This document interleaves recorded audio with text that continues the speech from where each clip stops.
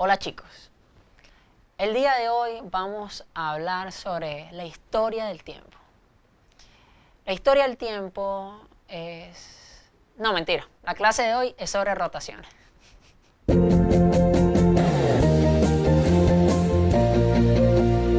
El día de hoy vamos a hablar sobre otra transformación isométrica que se conoce como rotación. Y la rotación tiene que ver mucho con, por ejemplo, el reloj que yo tengo a mi mano izquierda. Cada una de las agujas de este reloj hacen una rotación.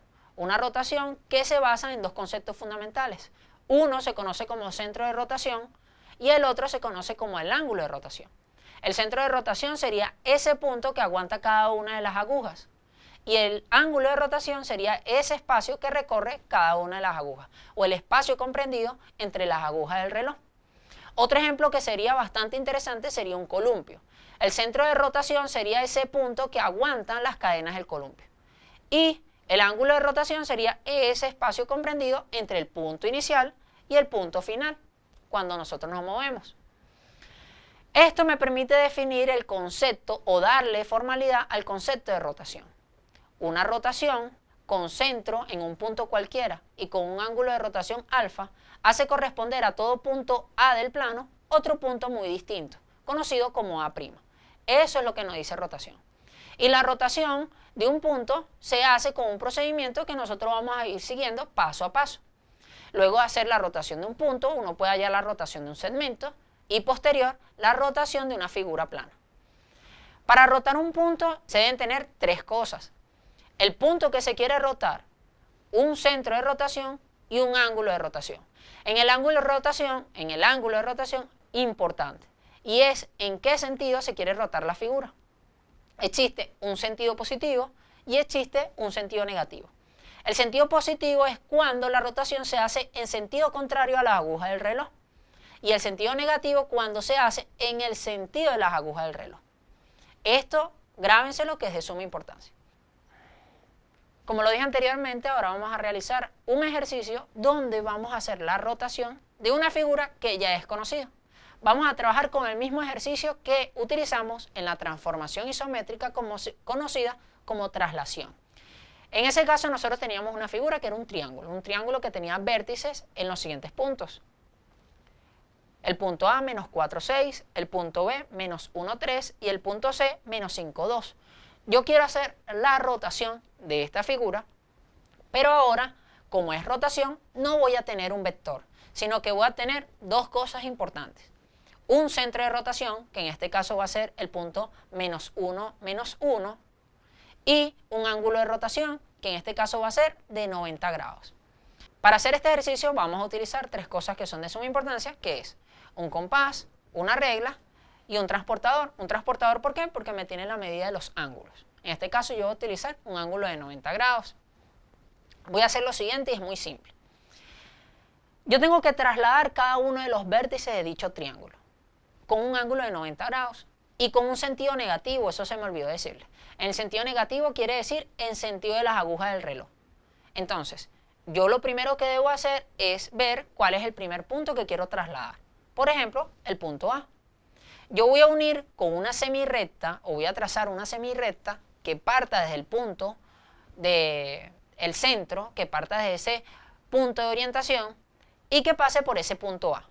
Yo agarro y trazo mi recta. Luego que yo trazo mi recta con el transportador, yo voy a dibujar ese ángulo de 90 grados.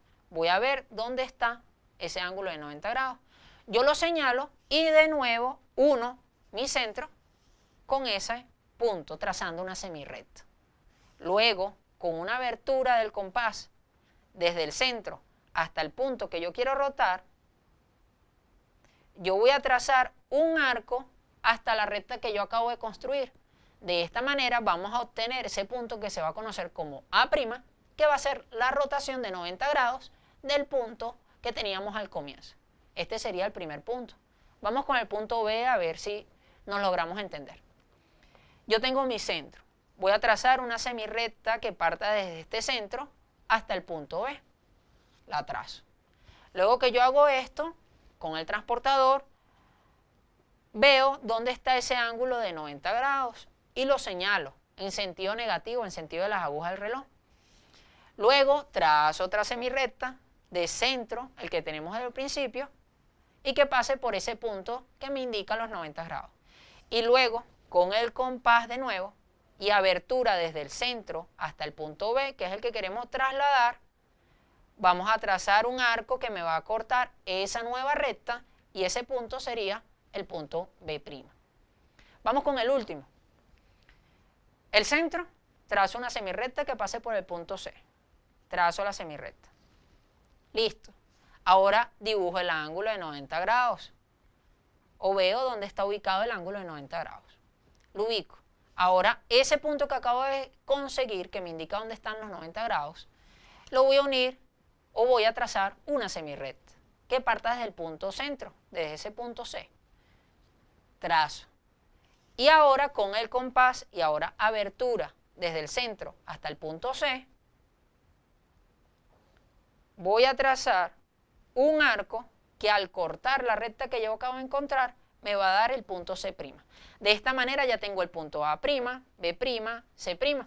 Y uniendo estos tres puntos tengo la traslación del triángulo que tenía al comienzo. Y esto es simplemente haciendo la traslación de puntos en el plano, haciendo la rotación de puntos en el plano. Para concluir con la clase de hoy, vamos a recordar que estuvimos hablando sobre las transformaciones isométricas. Y hoy en exclusivo estuvimos tocando el tema de las rotaciones, tocando dos cosas importantes que se conoce como el centro de rotación y el ángulo de rotación, tomando en cuenta que este ángulo de rotación puede ser en sentido positivo o en sentido negativo. De esta manera no me queda más que despedirme, porque si notan, se acabó el tiempo. Chao.